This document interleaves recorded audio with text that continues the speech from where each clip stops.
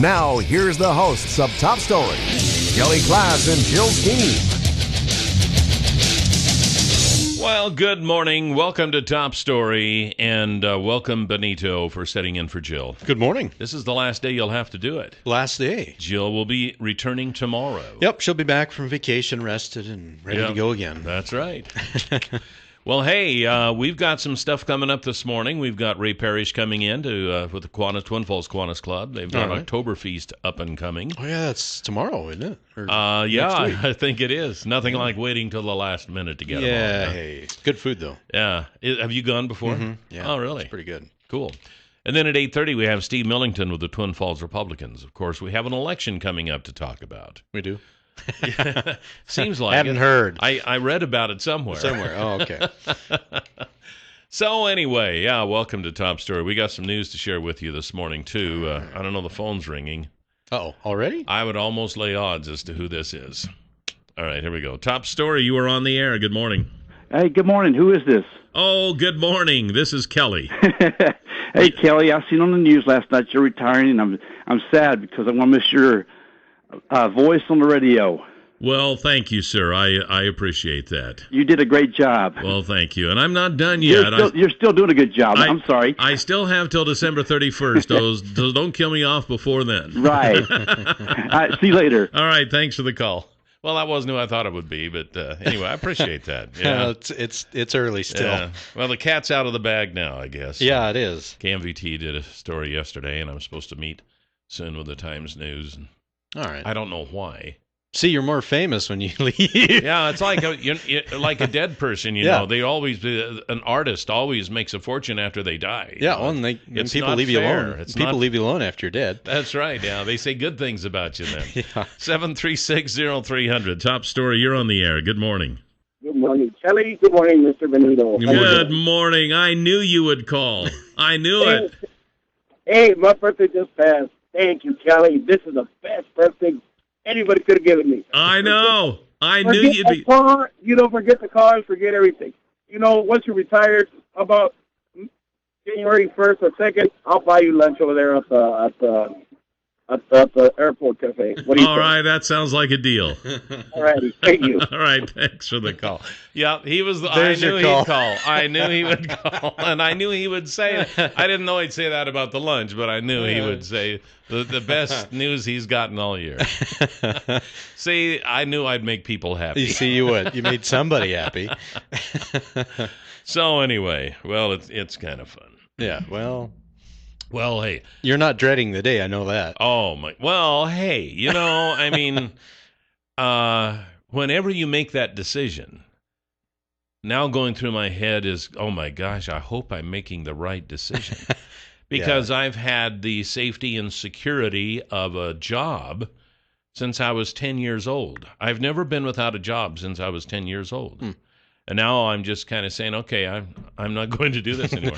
I have applied for Social Security. I haven't got the final okay from them yet. Right. But I'm pretty sure you're going to get it. But, well, gosh, I would hope so.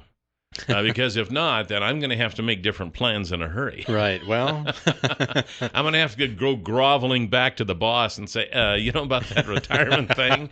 Well, there's a little complication here. So anyway, I'm going to give it a try. Yeah. 7360300. Top Story, you're on the air. Good morning. Good morning, Kelly and Benito. Well, good morning, sir. How are you?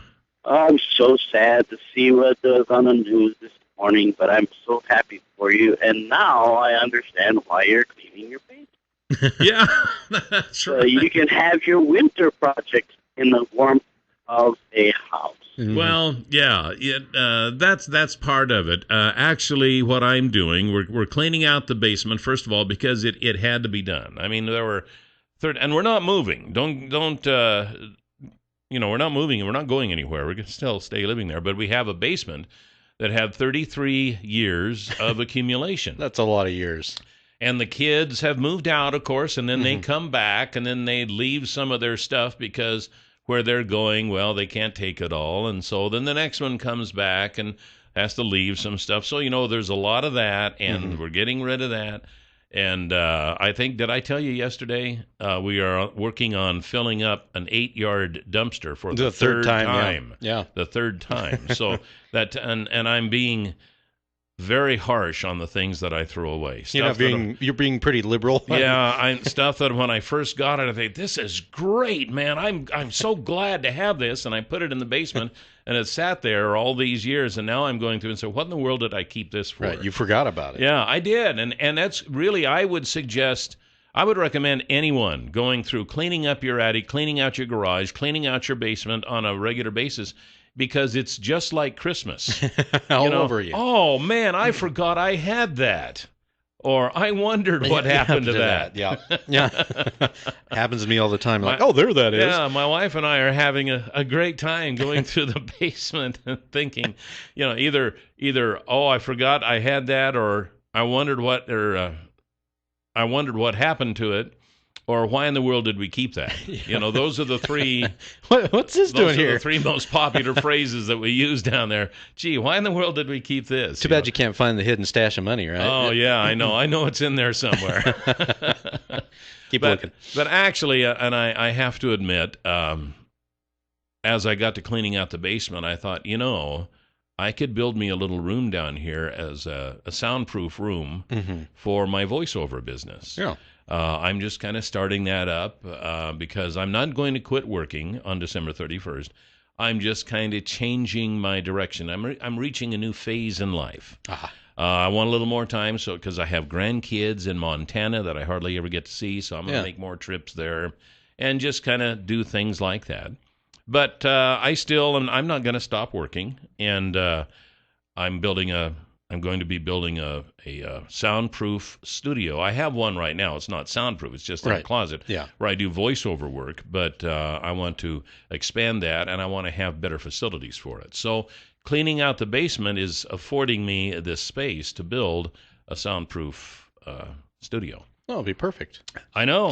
I'm looking forward to it. Plus, you have your ham and your woodworking. I know. I've got so many hobbies. I have more hobbies than the regular person should have. But I'm not going to run out of things to do. Well, good. Maybe you can pick up the banjo again. Yeah, I'd love to do that. I have a banjo that I bought here 2 or 3 years ago and started taking lessons. Had to quit because I got too busy, So it's been a couple of times I've learned a few songs and then had to let it go. So each time I go back to it, I have to relearn it. So, yeah, you're right. Hopefully I'll be able to do that. 7360300 is the number to call. I guess they decided that they didn't want to talk. We do have some news here to talk about, too, as a matter of fact. And I thought look at that. Kelly Claus is retiring. And by the way, I know the story did not relate this, but December 31st will be my last show. Your last show. That'll be a Wednesday. It's New Year's Eve. The last of the year. We should be able to have fun with that. The last show on this Wednesday, December 31st. So anyway, I've been kicking around some ideas. I got together with Doug Mon, and we kind of talked about, having some of the old gang from broadcasting come in on that day and just sit here and talk for a couple of hours.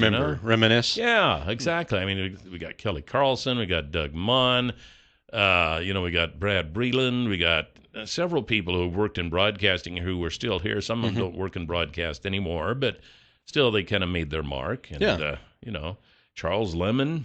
Yeah. Maybe Ken Rickey, people like that who just over the years kind of did their thing. Yeah. Top story. You were on the air. Good morning. Hey, good morning. Good morning. So I heard about your retirement, and I listen to your show all the time, and I'm kind of wondering, what's the future of the show? Because this is a red state. We can't have a Jill Scheme show. I don't think it would work out very well for the... I mean, I like Jill and everything, but, Yeah, it's a conservative area, and that's a fair question. And the show will continue. It'll be different. It'll be different. I mean... I don't know that it'll be different as far as conservative and liberal, but, somebody else is going to take it over. The show will continue in somewhat of its same capacity, and beyond that, I don't know. The management is still kind of working on that and see exactly what direction they're going to go. It depends on who they can find. Yeah. And they're looking everywhere. So. Yeah. I'll tell you one thing, it won't be me. It's a worldwide search. Yeah. I told them, just go down here and, get a couple of high school kids off the street and bring them in here. Oh, there you go. Yeah, that'd be just fine. So it's not going to be you? Is that what you're saying? No. I'll stick to the news. You're going to stay with the news, the unbiased side. Yeah. All right. 7360300, top story. You're on the air. Good morning. Good morning. Good morning. Hey, congratulations, Kelly. Thank you very much. I've been retired 1 year. This is October is my 1 year anniversary, and I love it. And I can't get anything done. You have all the time, and they can't get anything done. I wanted to tell you. Have you heard the expression, "One man's junk is another man's treasure"? Oh yes. Well, I hope that you help support the thrift stores around town by not just throwing away everything at our landfill. Mm-hmm. There was probably a lot of stuff you could have donated, and it could go to worthy causes. Well, I don't know.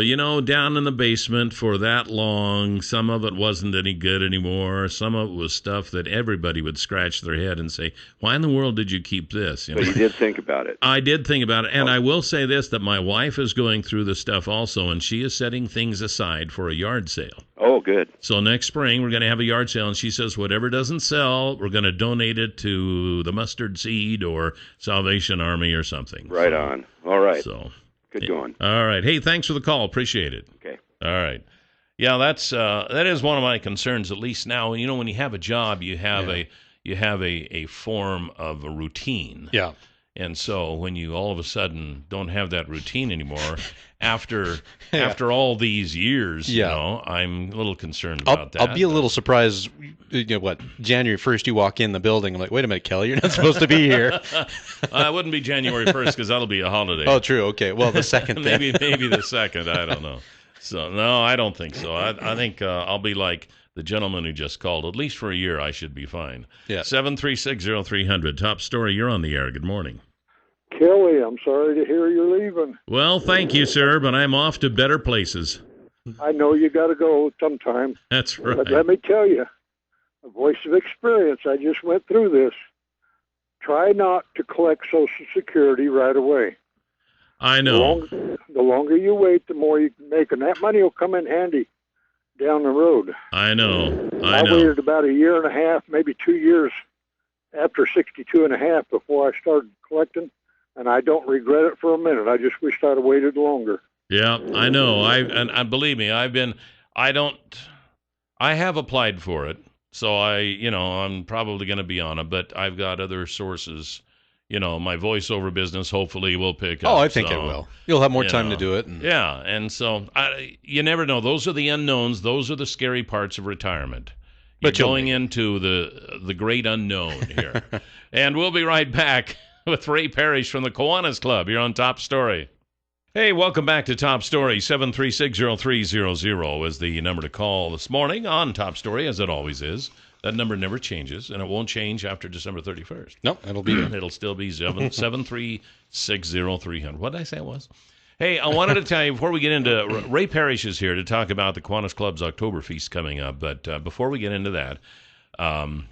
I wanted to talk here a little bit about the low and honey loader, and you've heard us talking about this. The low and honey loader is one of those pieces of equipment for a large feedlot or dairy operation. It loads all types of manure. It does it fast, so you don't have to go out there and scoop it by hand. I mean, it's one of those modern marvels of technology that has really cut down on labor costs.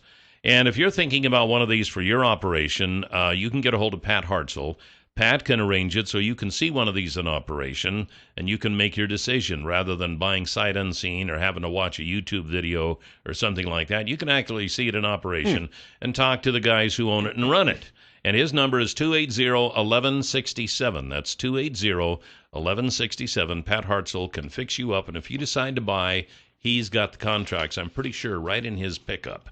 So he's ready to go. He's ready to go. He will sell you one on the spot. That's Stanley and Company. Is that right? No. Stanley and Company. Okay. That's right.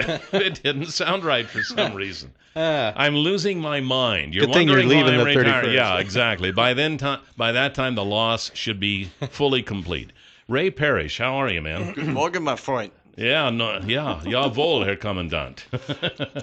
So you got first of all, you're in your attire for Oktoberfest, and it looks really good. Well, hey, we've got to try. I mean, people need to picture this in their mind. Well, they don't have to picture it in their mind because they can watch the KLIXcast of this. Later today, I'll have it uploaded, and I'll have a link to it on our webpage, so you can see Ray Parrish in his gleaming attire here. Lederhosen, right? Lederhosen. Yeah, very good.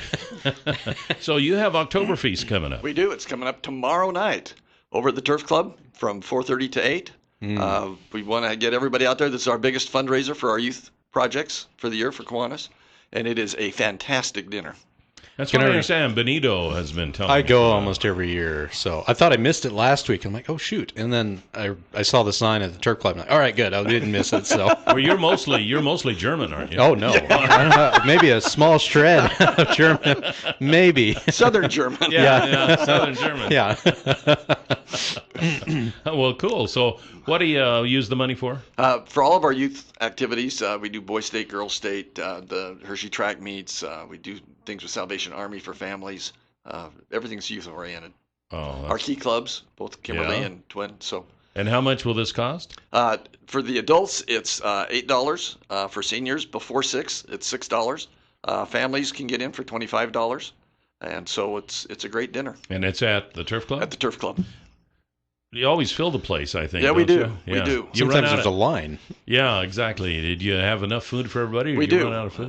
We'll make it there till 8 o'clock. Last year, it got a little tight, so we've kind of expanded our portions a little bit, or the number of sausages and rotkohl and sauerkraut. And the thing that's been really fun is my wife and I just went to Germany again this summer, and so we're tweaking a little bit with the sauce or the sauerkraut and the rotkohl to make it just that much better. But I know last year we actually, believe it or not, ran out of sauerkraut because people were asking for seconds. Oh wow! Who likes sauerkraut? Well, yeah. And here's the thing: it's a German specialty where there's the sauerkraut, there's pineapple and caraway seeds, and so it doesn't taste like the sauerkraut you got on your hot dogs when you're in. Well, I love it anyways. Yeah, because I'm sorry, that's just too sour for me. Yeah, the stuff you buy in the can at the store. This is really good. We add a little pinch of brown sugar to it, so it is. Guys at the Turf do a great job of putting these together. I gave them the recipes. Donnie and the crew do a fabulous job of putting it together. Oh wow! Yeah. You've done this for several years too. I think we're about 20 years into this. No kidding. Yeah. Really? Yeah. Wow. And it's a requirement to speak German, right? Well, for those that have to grill the brats out in the back. Okay, yeah. all right. They're back there. Hey, sprechen Sie Deutsch? Nein, you. No soup for you. No sauerkraut for you. Oh wow! Well, we're getting crazy here. It sounds like a fun event. Hey, but I do have a suggestion for your new show after the 31st. Yes. Rush and Jill. Rush and Jill. Russian Jill. Russian Jill. Russian Jill. I mean, I think Clicks could call Rush and get him up here. Oh yeah, I bet he'd love to come down. Yeah. I mean, it's comparable pay. Oh, absolutely. Yes. I'm sure we could rustle up, 20, 30 million a year to. He'll love his office. I mean, he'll just take my pay, and it'll just slide it right over. The golden KLX microphone. Yeah, well, I'm going to have to change the color of this. No, that's rust. It's getting a little rusty. Yeah. Just like the guy behind it. You got that right. More than just rusty. But we sure hope that the public comes out and supports us. Like I said, this is our biggest one, and if they need tickets or want to get them in advance, they can call me at DL Evans Bank at 933-2265. All right, very good. And it starts again at 4:30 tomorrow afternoon and goes till 8 o'clock. At the Turf Club. Yes. And bring a little money. And do you have auctions or anything? No, there's no auctions. We just go and have fun and eat. You don't have to worry about buying anything. You just go in and have a good time. They go in and have a great dinner. We've got you can get soft drinks, coffee. We have beer for sale, and this year we're going to try some wine. If you want wine with your German dinner, we've got white and red wine that we're going to try this year. Well, I'll tell you what. Thank you for coming in, telling us about Oktoberfest. Thank you for letting me be part of it. You're welcome. No problem. Nice to see you again. Good to see you. And this is Top Story on News Radio 1310 KLIX. 7360300 is the number to call here this morning on Top Story. Welcome back. And if I can get the button going here, it is time for... The Democrats' secular progressive move. Political correctness is killing us too. They want to take the money from the hard-working man and give it to the lazy folks that don't give a damn. Democrats and liberals, shame on you. Don't punish us all, just to please a few. You're holding people back while we're picking up the slack, and that's why we can't vote for a Democrat. Oh no!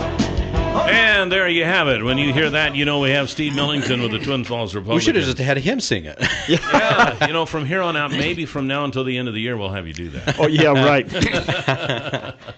That'll really increase our listeners. Yeah, isn't that the Whoa. truth? So, it looks like Twin Falls has its own little political sign gate going on here. Yes, we did have a little sign gate. All right, so tell us what happened. I got a call yesterday morning and said, gee whiz, there's a bunch of, quote, Democrat signs, unquote, stacked up all around the GOP headquarters building right there on Blue Lakes.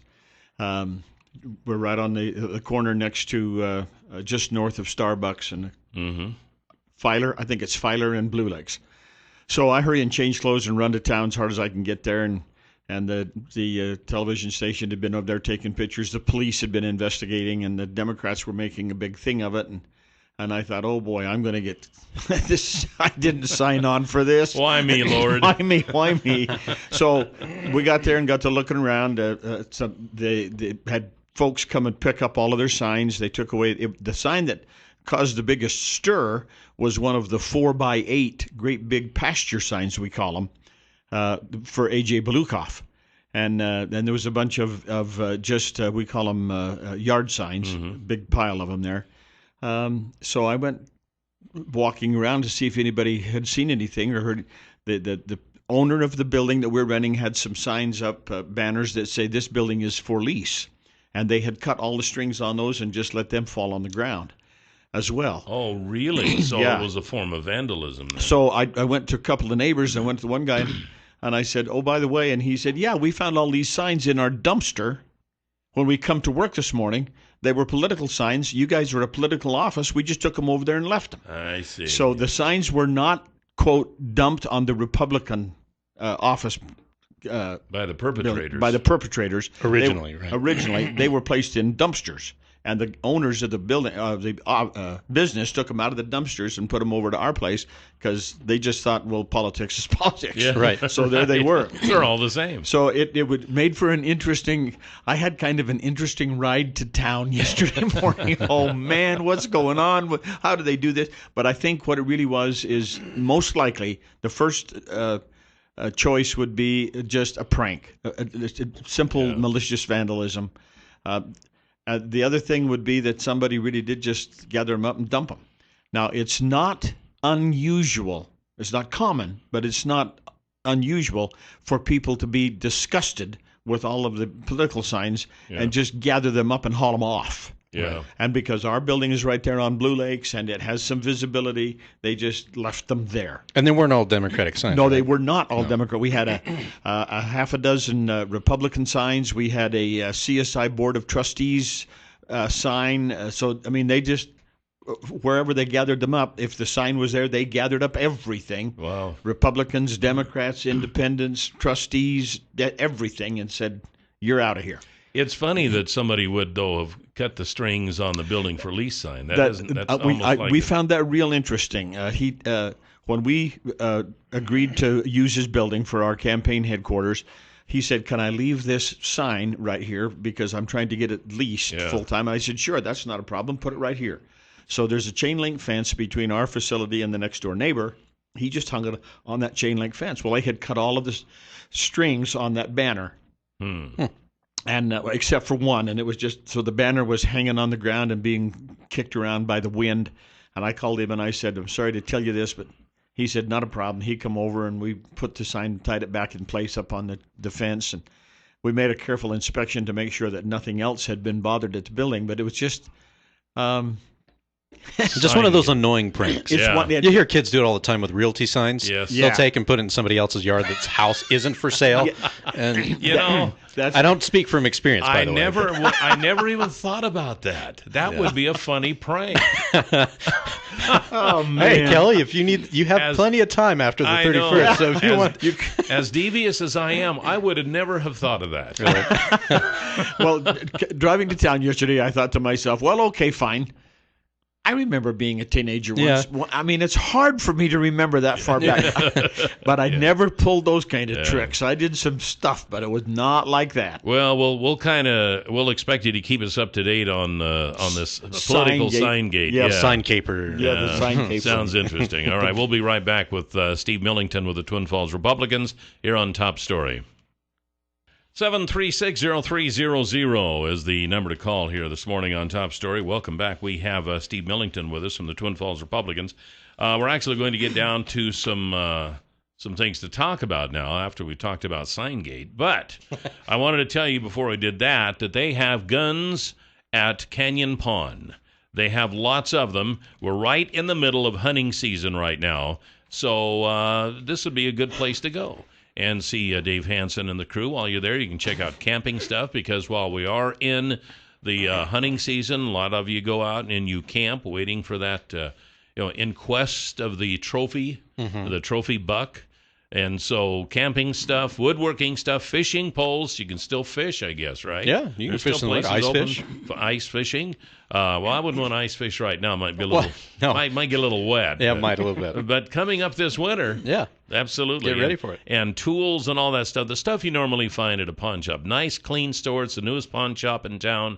Easy to get to. They're right across the street from Will's Toyota on Shoshone Street and 3rd Avenue South. Hey, you just have a lot of room in your basement now. You can get some more yeah, stuff. right. I can start hoarding again.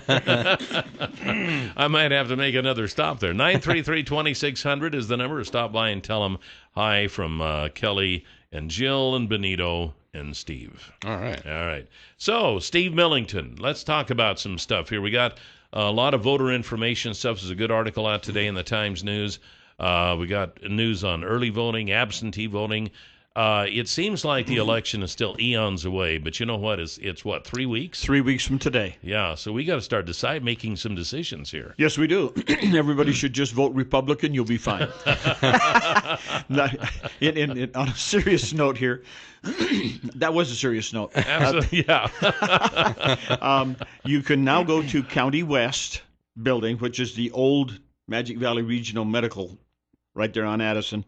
We now call it the old hospital. The old hospital. I called the old one before that the old hospital, so that was the new hospital. But anyway, go ahead. On the ground floor, over kind of by where the emergency entrances were, they have a early voting facility set up there.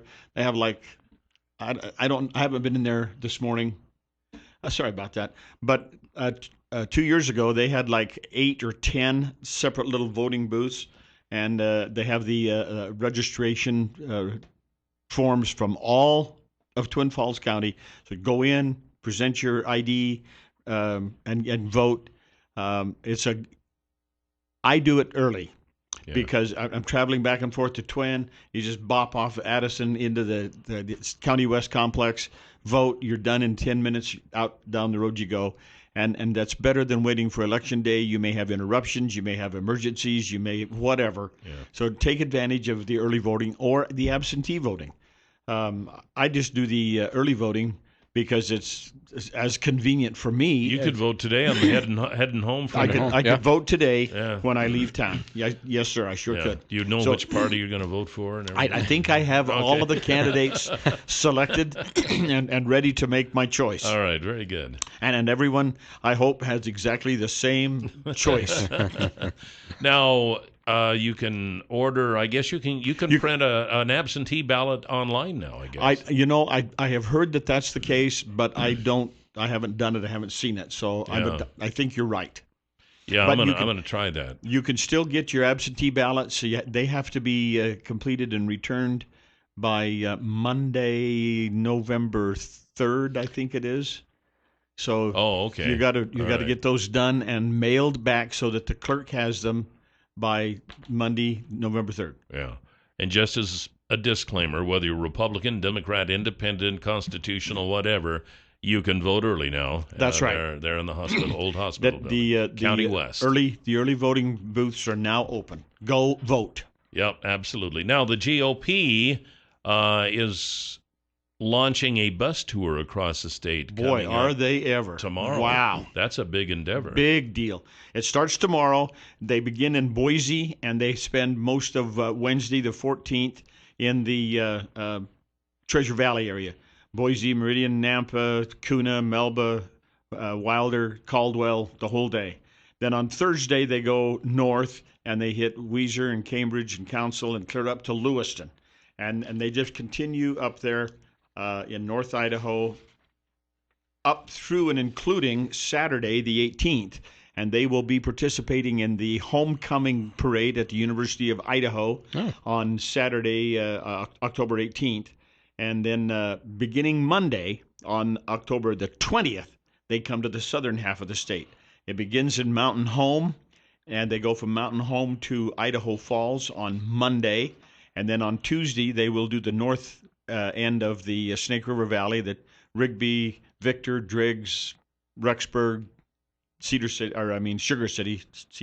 Sugar. Because that's a long ways to go. Wrong state. Wrong state.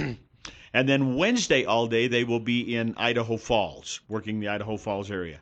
Thursday, they will do Blackfoot, Pocatello, Soda Springs. And on Friday, October 24th, they will be in the Magic Valley. Beginning on Friday, October 24th at 8:15 a.m. at the GOP headquarters at 525 Blue Lakes Boulevard North. The Twin Falls where the signs are piled up. Where we have all those signs. And I will be there early that morning to make sure that all of the A.J. Belukoff signs have been removed from the premises. We're gonna serve breakfast. We'll have hot scones and juice and coffee, and the bus will be there until about 9:15. So from 8 o'clock to 9:15 at GOP headquarters for a quick breakfast and visit with all of our candidates. They will then proceed to Kimberly at the Wright Physical Therapy Building in Kimberly. They will leave there and go to Logan's Market in Filer at 10:15. They will be at the Body Works in Buell at 11 o'clock. Then they hit Jerome from 11:45 to 12:30. And then Shoshone and Wendell and Gooding and Glens Ferry at 2:30 or 3 o'clock. I'm sorry, 3 o'clock in the afternoon in Glens Ferry, and then they go back to Boise, and they will be at the Boise State Stadium for Boise State's Friday night football game on Friday, October 24th. Wow, there's going to be some tired puppies. So yeah, on that deal. there's a 10-day stretch there that they are really going to pound the streets. We got a caller. Top story. You're on the air with Steve Millington. Hey, Steve. I'm going to change the pace a little bit. I stopped in your Republican headquarters about 5-6 years ago trying to get a bumper sticker, and they didn't have any.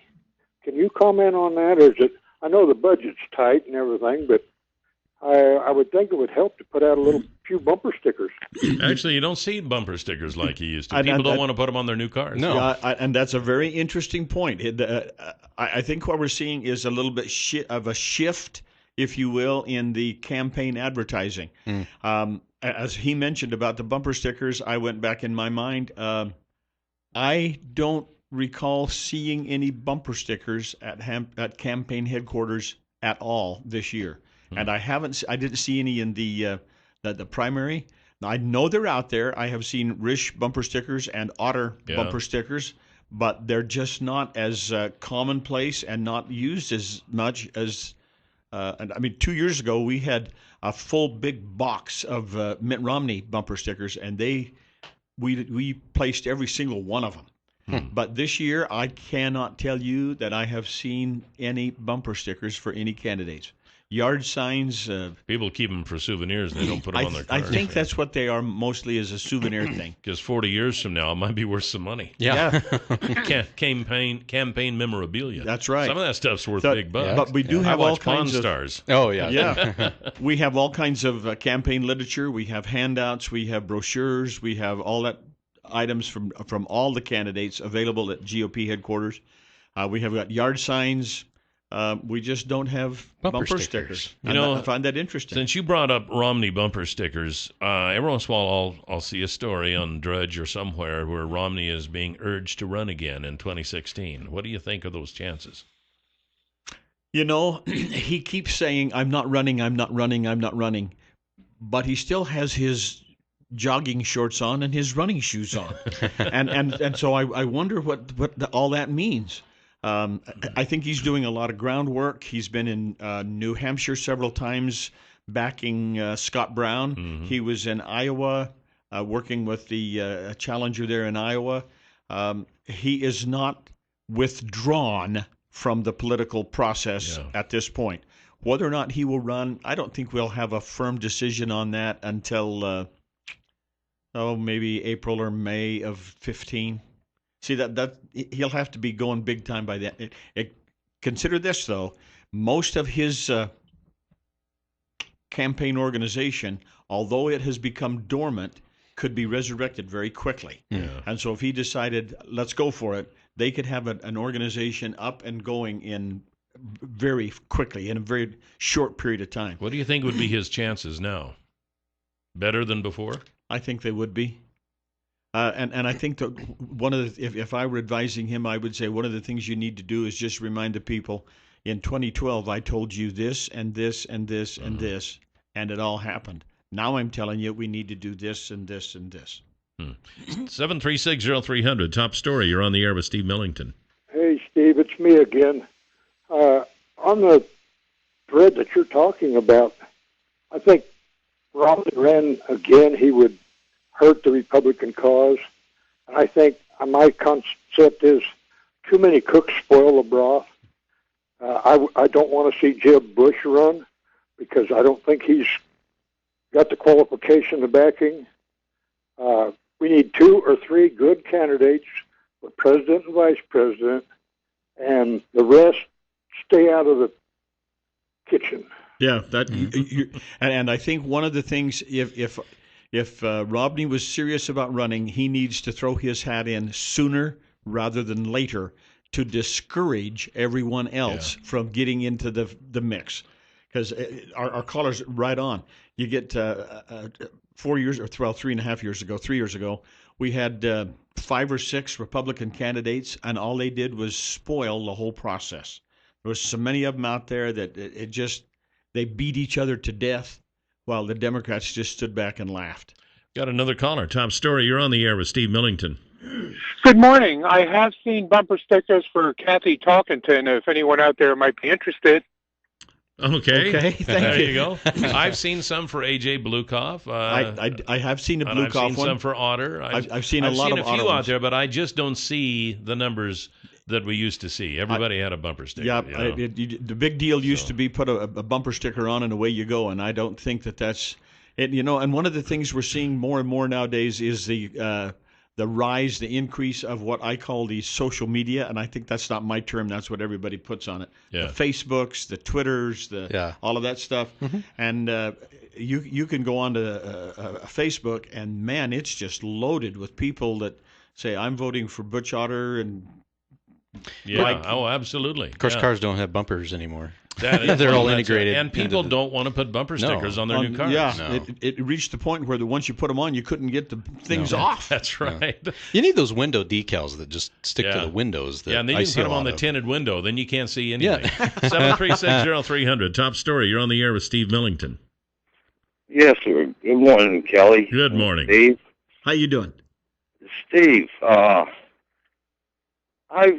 had a question the other day I talked to Kelly on the radio about. I can't get an answer back from none of our Republican offices. And it was on the deal where they're paying to get put on committees. They pay for that. Yeah, 25 to 50,000. I'm gonna take it over here because we're running out of time, so you'll have time. There's a rumor out there that some of the committee members or the committee heads and even the committee members have to pay like 25 to 50,000 in Washington to get on these committees. Have you heard anything about that? I have not. Are these federal committees? Yeah. Well, yeah, it would be like, ones that Simpson and Risch and all those would be on, just regular Senate or House committees. I don't know that's specific. There might be a kind of an under thing there where that if you're appointed as the chairman of this committee or that committee, that you have to make a donation to the Republican Senate Committee Reelection Fund. Wow. I have no knowledge that that's happening, so I can't. I can neither confirm nor deny. Okay. Thanks, Steve. Appreciate it. Hey, it's been great. See you next week. See you next Monday. Next Tuesday. See there, I'm losing track You're of time. really eager to get out of here. We got some stuff to talk about this next hour, including the lifting of the gay marriage ban in Idaho. And, the Army. The generals are concerned that we're losing manpower in our Army. And we'll talk about both of those next hour here on Top Story. Well, he's half right. Good morning. Welcome back to Top Story. I'm Kelly, and we have Benito Baeza sitting in for Jill Skeen. On the last day. Yep, she'll be back tomorrow. She'll be back tomorrow, much to the happiness of many. Mm-hmm. I mean, not because they don't like you. It's just because they just like her. Jill. Yeah, they like her better. Yeah. Hey, you said it, man, not me. So, welcome back. Good stuff. 1 hour left here. 1 hour. Yeah. They go by quick. When I know. fun. They do. They really do. 7360300 is always the number to call.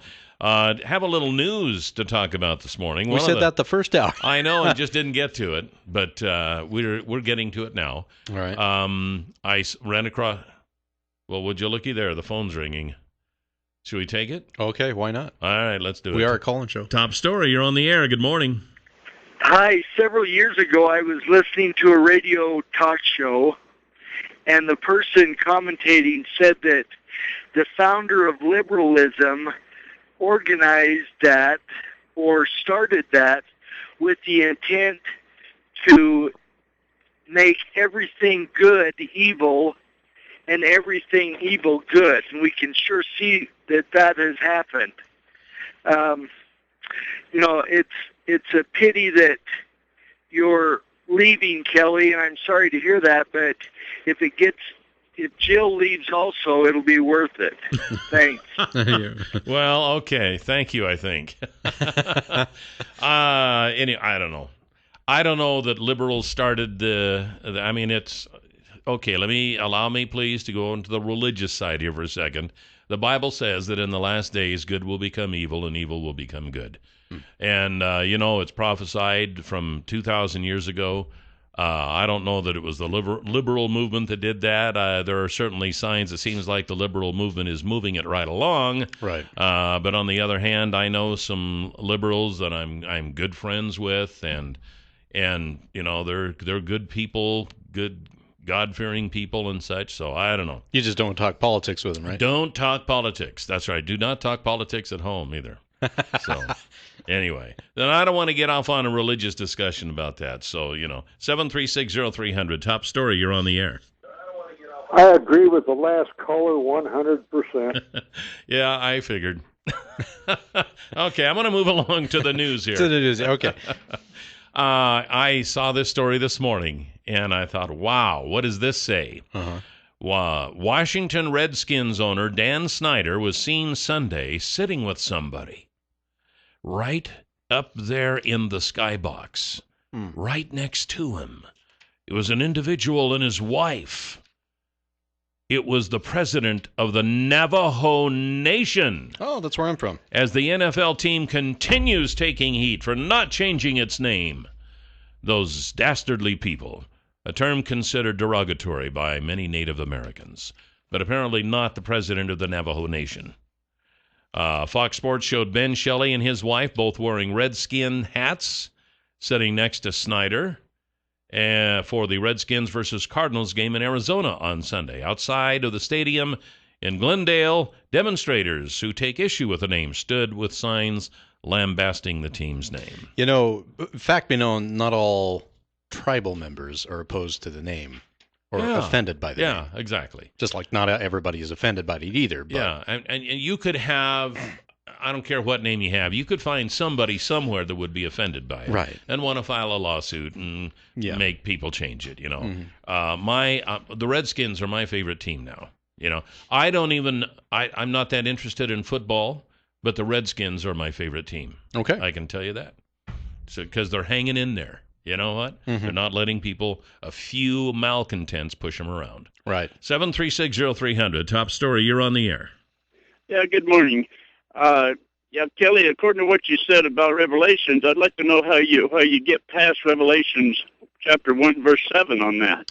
You know, I don't want to make a religious conversation out of this, because I know that no matter how much I know the Bible, which isn't very much, I could never, ever even begin to approach your knowledge, because you constantly call me up and tell me how stupid and derogatory and devilish that I am. So you know what? I just can't do it. I yield to thee. Continuing on with our news, faux decapitation is a staple of the gory American Halloween display. Everybody knows that, right? Faux? Faux, F-A-U-X. There's not going to be nearly as many displays this year showing bodiless heads laying around in Halloween. Wonder why. Yeah, because of ISIS, because of the beheadings that we've seen. Because it's a real thing. Yeah. Americans are being killed that way. That's right. And other people. So I don't know, is that something we should, is that too politically correct? Should we ignore that? I think it's a good reminder of what our enemy is doing. It is. I think let's go back to 9/11. I think we should continue to see those planes flying into the World Trade Center. We can't hide from it. That we after shouldn't. a while became, oh my gosh, we can't keep doing that. It is inflaming the people. You know, we need to be reminded once in a while who our enemies are. Right. Because Pearl Harbor. Exactly, because when we fail to be reminded of whom our enemies are, we forget. We forget, and then they move in. 7360300. Top story, you're on the air. Good morning. Good morning. I actually agree with you on that, but my question was not related to that. I actually just wanted to know more about the proposed change to the Idaho Constitution that we're going to be voting on in November. You know, that would be a good question, wouldn't it? And I'm sitting here dumbfounded because I'm sitting here, I don't know. Yeah, my 18-year-old daughter called me to ask me because she got something in the mail. Now that she's old enough to vote, she wants to know what is she voting on. Good for her. She didn't understand the wording in the thing she got in the mail about the changes. That is an excellent question. In fact, Benito is sitting at the computer, and I'm going to have him look that up right now. Because Thank you. Thank you for the call. Yeah, actually, I'm embarrassed because I had heard something about that. But you know, that topic never comes up in conversation. See if you can find that. Yeah, I'm looking. The proposed change in the Idaho Constitution. That's what it was, right? That's what it sounded like. Okay, I understand. You're like me. When you're looking up something, you can't talk. Also, you gotta concentrate on what you're doing. I understand that. Yeah. Yeah. Moving on, I'll get to it here in a second. All right, very good. Well, anyway, so don't expect to see as many heads laying around for the Halloween display this year because of the recent beheadings. North Korean state media has attempted to end the international speculation about the whereabouts of leader Kim Jong-un by publishing the first photos of him in more than a month. You know, we talked about this a while back, that the goofy-looking, ugly boy leader of North Korea had been missing for a while. And they were speculating as to why. Was it because of his obesity, or was it because of his gout, or was it because of some internal family struggle to take over the leadership? Well, the North Korean leader gave field guidance to a newly built residential district and visited the Natural Energy Institute of the State Academy of Sciences, according to the state agency in North Korea. So he's back. Kim Jong-un is back. Just when we thought it was safe to come outside again, Kim Jong-un is back. 7360300, top story, you're on the air. Good morning. Good morning. How are you today? I'm fine. I'm sure you recognize my voice, Kelly. Yeah. Yes, I do, Steve. Well, actually, maybe we know why he's calling. Go ahead. Yeah, you probably call about the Constitution thing. I don't think amendment. there is. Right. What is it? Well, there is one constitutional amendment that's proposed that I know about. There may be others, but here's the one that I know about.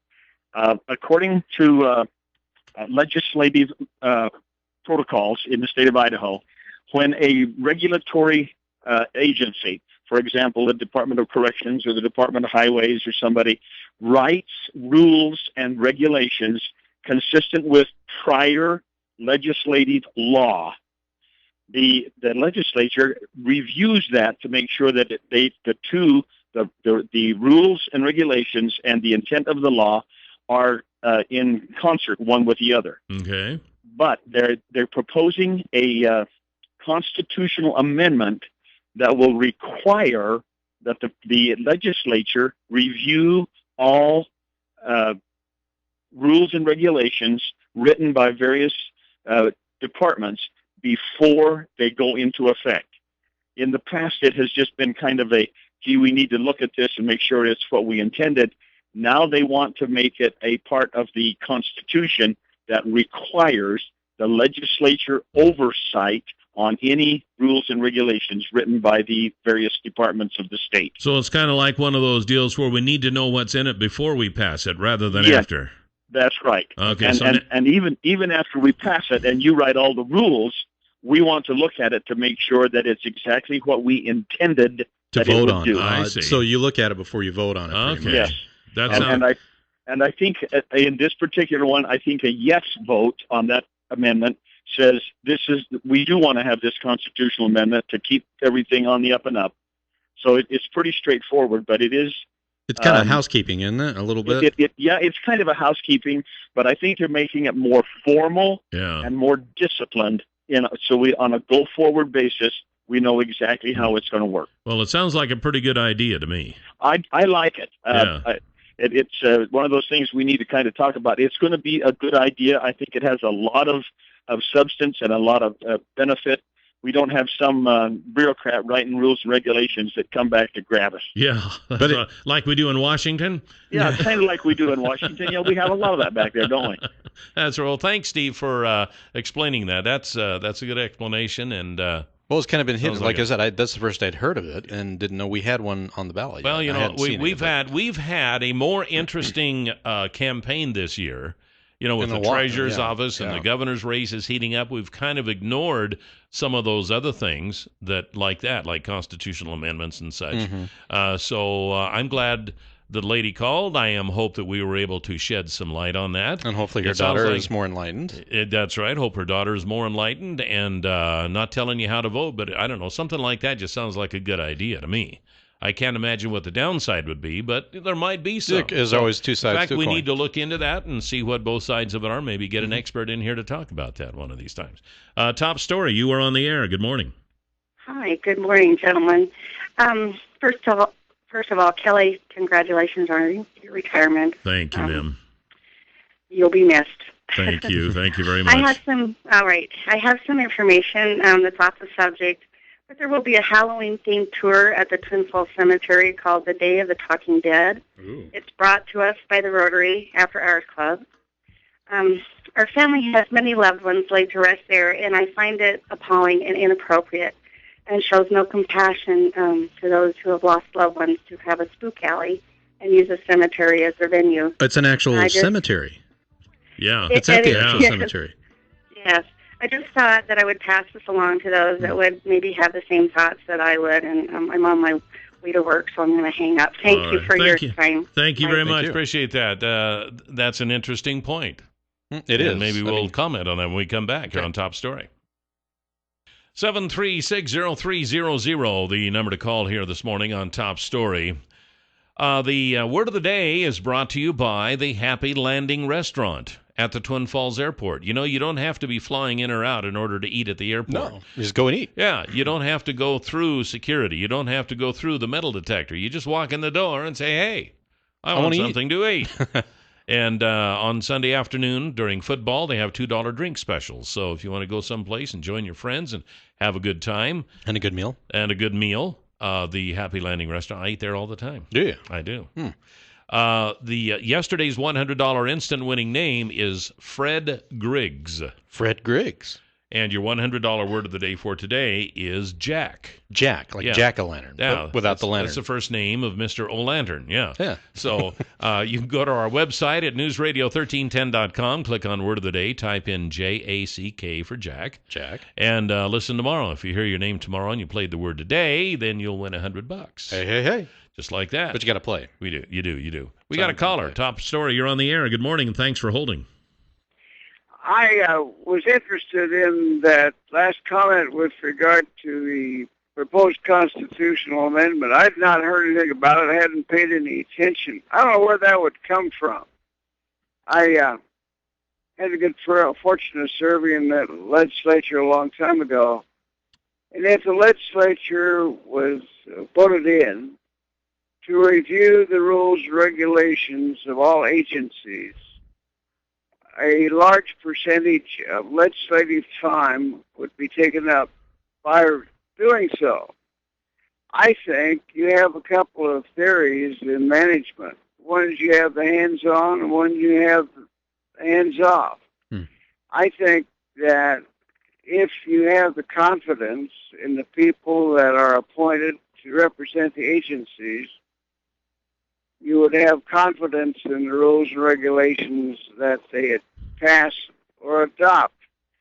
If you don't, then get rid of them and get somebody that you do have confidence in. Yeah, that all makes sense, but it doesn't it kind of make sense? And one of the things that's kind of funny to me is, though, gee, I thought they were doing that anyway. That's kind of the first thing that came to my mind. No, I've never known the legislature to do that. I think if there's an objection to rules and regulations, you take it up with the person that imposed the rules and regulations. Then if there's some good argument, you always go to the courts. I don't think you have to go back and get the legislature to review all of these rules and regulations. Well, that's a good point. All right. That's a good point. Hey, thanks for the call. Appreciate it. Yep. You bet. All right. Getting all sorts of thoughts and ideas. Yeah, well, it's good it's brought up because I think it's one of those issues that I don't think we didn't know about it, obviously, that's come up in this election. That I think it's kind of one of those housekeeping issues that it's not a huge deal, I guess, but it sounds to me like it's for the better. Right. And if we're allowed to vote on it. And the caller has a good point. If you have people in those positions who aren't doing what they're supposed to be doing, then get rid of them. But I also know that, things happen, and to have a legislative review seems to make sense before this stuff actually gets out and gets put into place. And flushed out, yeah. Then the lawsuits start, and then you're spending money in court that you wouldn't have had to. So 736-0300, top story. You're on the air. Good morning. Good morning. That proposition has been coming out in the newspaper, has been there for about a week now. It's getting way in the back, almost by the classifieds, and usually on the right-hand corner, bottom. And the way they explain it, you really got to go and get yourself an Idaho law book, because that way it's not. It's just a whole bunch of mumbo jumbo, and me and a couple of friends, we're still trying to figure out how they trying to do. I know Steve says this, but I mean, let's face it, it's a Republican Congress. And the way they do that is legally they got to propose it, but they hit it so deep in the newspaper. And the wording on it, I mean, you've got to be an attorney in order to figure this out, or a paralegal. Just look into it. If you look at today's paper, it's right there. But I mean, it's got the law, so there's section this, section that. That's why we should get somebody that would explain it thoroughly. Thank you. All right, thanks for the call. Well, we might have to do that. I think it is. Like you said, it's one of those. It's the procedural process of what they do. So, and then that stuff isn't always. You don't always see it to the general public when the legislature's in business. Right. But it has concerns the day-to-day how they operate. Well, it's good that this is being brought out, because if you have concerns, you can certainly look into this, and maybe we might find somebody at the college or something who is kind of a unbiased, knowledgeable person on this issue who can tell us about it. Right. So I don't know. Look at it. I mean, according to the Idaho Press Tribune, it's got unanimous support from both parties. So not just the dastardly Republicans then. And it's called, if you want to look it up, it's called House Joint Resolution 2. HJR2. HJR2. So all right, for 2014, because I think HJR2 last time was the hunting and trapping issue or something. Yeah, it might have been. All So right. look for this year or something. Make sure you get the right one. Yeah. All right. We'll be right back. I don't even know if we're going to get to our issues or not, but we've had a good discussion today, so I think we'll just keep it up. Okay. Even have another news story here. The cost of getting Ebola. Oy. We'll be right back here on Top Story. 7360300 is the number to call here this morning on Top Story. We got some tickets to give away for the Oktoberfest that, pardon me, Ray Parrish gave us, and I was going to start giving those away at 9, and we got started on the conversation, and I can't multitask anymore, so I totally forgot. So anyway, if you want a ticket to see to go to the Oktoberfest tomorrow at the Turf Club or the Twin Falls Kiwanis Club, we'll give us a call, and as long as they last, we'll hand them out one at a time. So 7360300. It's for tomorrow. Yeah, for tomorrow evening, right? Mm-hmm. Meanwhile, at Clearwater Power Equipment, they want you to stop by and see their line of Echo chainsaws and leaf blowers. Echo. Because this is the season for chainsaws and leaf blowers. Actually, I see them every day. These huge trailers full of wood. Mm-hmm. People are going up to the hills and bringing back trailer loads of firewood. Well, and there's a lot of burned out areas out there, too. Right. So they're just cutting like crazy. Yeah, and leaf blowers, too. The leaves are starting to fall. We still have the bulk of them to fall yet. Yeah. Because we haven't had a frost. But as soon as that frost hit, you're going to walk out the door. You won't be able to get your front door open because there will be 2 feet of leaves in front of it. And you'll want the Echo leaf blower from Clearwater Power Equipment, because that's what they do. They have sales, they have service, they have parts, they have know-how. You go down there, you buy one, they can show you how to operate it. So try that at a big box store. 252 Washington Street for Clearwater Power Equipment. They're now in the Twin Falls area. 734-7767 is the number to call.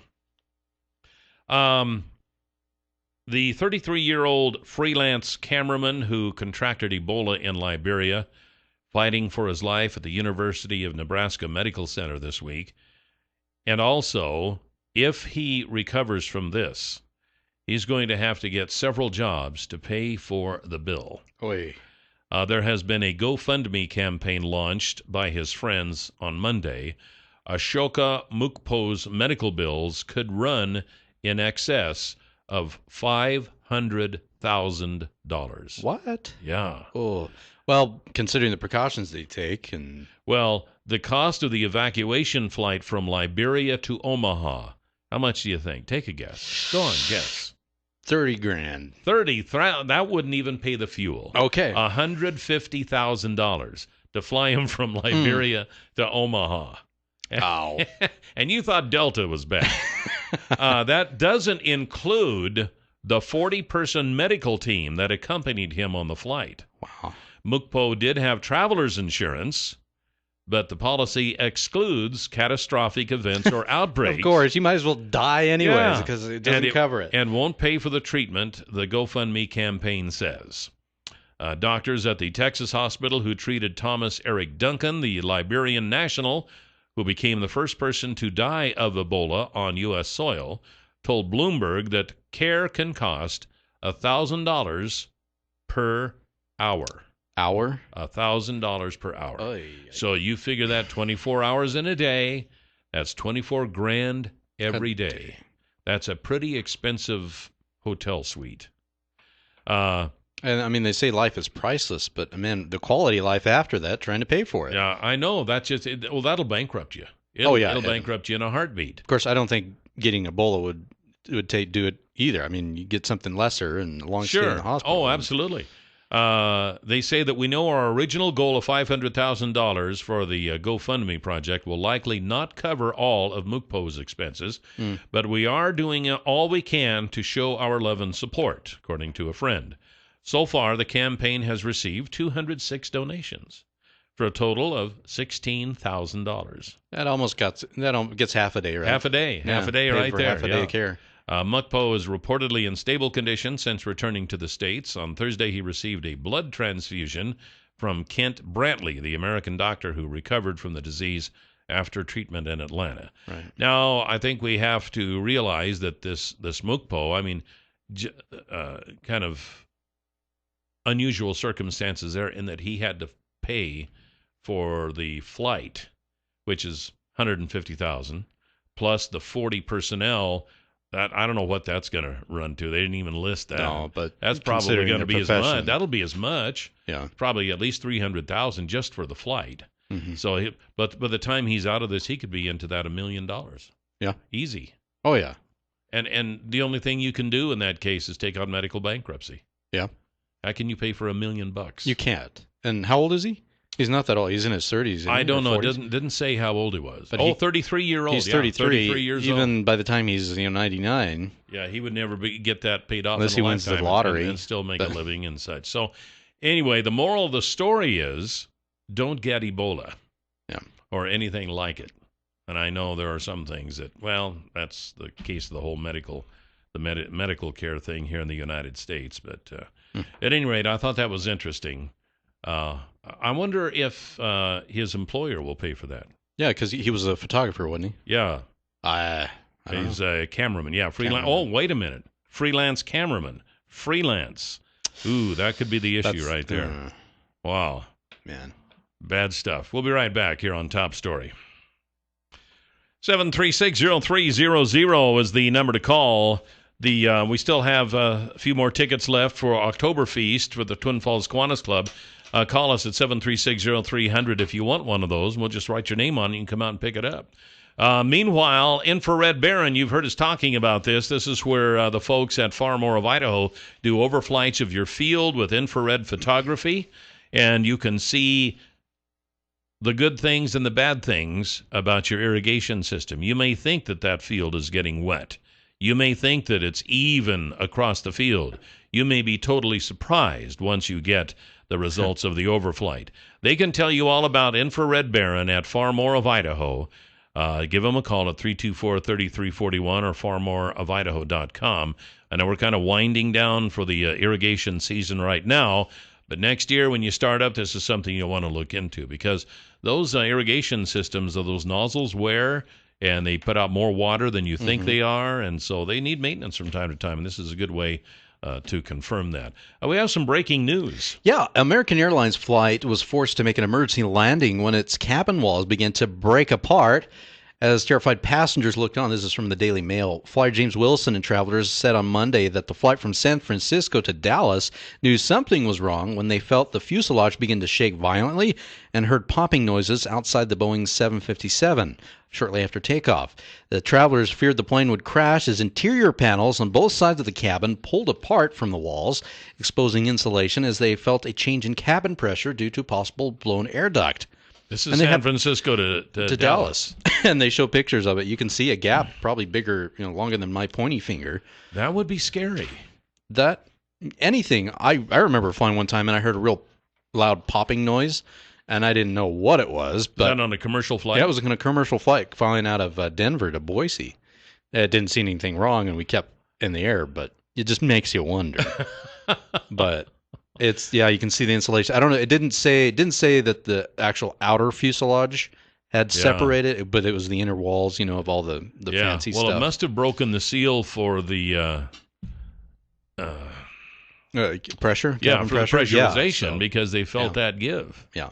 That would be scary. And that's probably what. Well, and they say those fuselages they expand and contract. So I'd imagine it's over just like time. a soda can flying in the air. Yeah, that would be scary. You get up there and you're so helpless because there you are. I don't know how high they got, but you just sit in your seat. I wonder if they circled around and came back and landed, or if they had to go to the next. They didn't say. They just said they had to land. They said it was shortly after takeoff. So imagine they turned around. I would think and back to that would be scary. 736-0300 Top Story. You're on the air. Good morning. Good morning.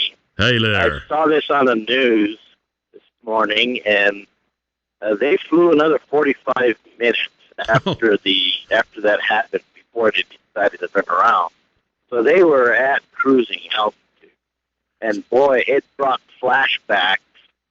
I was living in Hawaii when Aloha Airlines lost its whole top half. I remember that of the plane, and how many people got sucked out and everything else because of that same thing.